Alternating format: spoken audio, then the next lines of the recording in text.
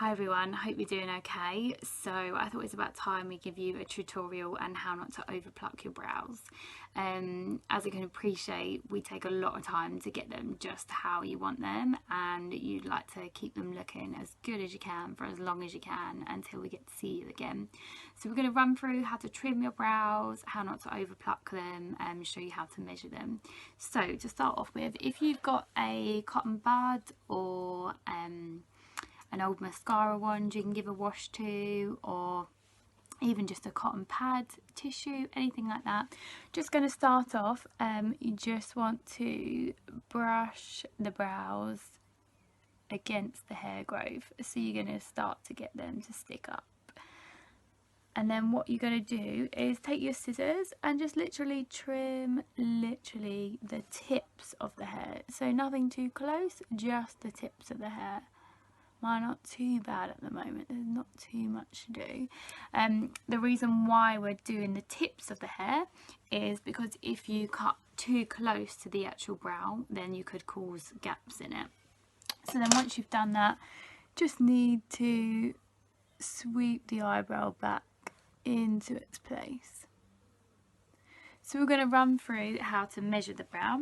So if you've got an eyebrow pencil, perfect, because you can do some markings, and then just need something straight, so a pen or anything really. So for your first marking, what we're going to do is from the corner of the nose through the corner of the eye.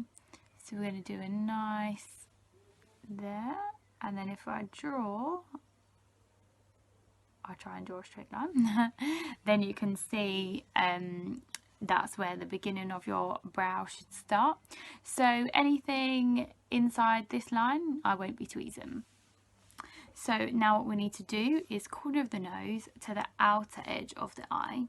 So corner of the nose, outer edge of the eye, and then from here we're just going to draw a line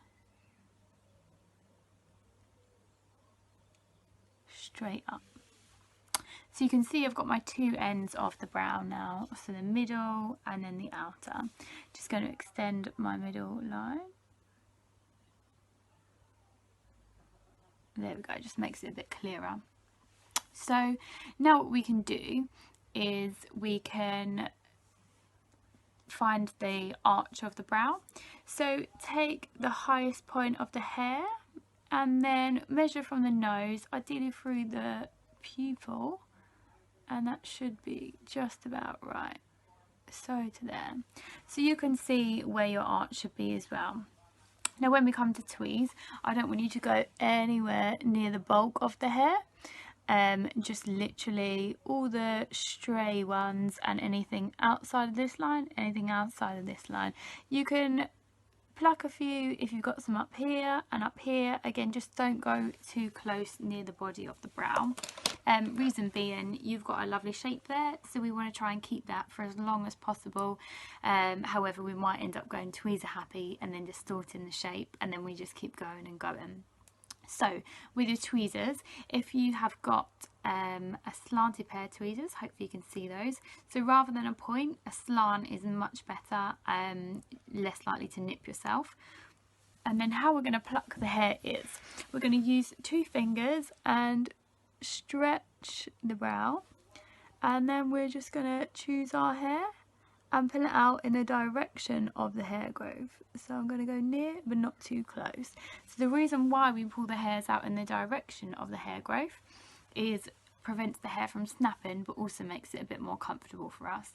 So just to recap, we're going to measure, so nose, eye up, nose, outer corner up, and then if you want to see your arches, from the highest point of the hair to the corner of the nose, and ideally it should be through the pupil of the eye.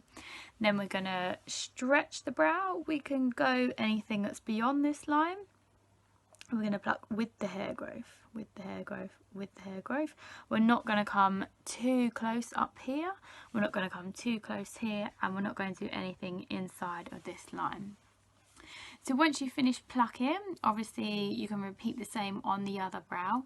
Now the pores are going to be open, so just make sure you don't keep touching the area. If it's feeling a little bit delicate, if you've got any aloe vera, you can pop that on, or any of the Dermalogica, like the Ultra Calming Mist, is really good for bringing down redness. But just remember, 24 hours, the pores are still open, so just try not to keep touching the area.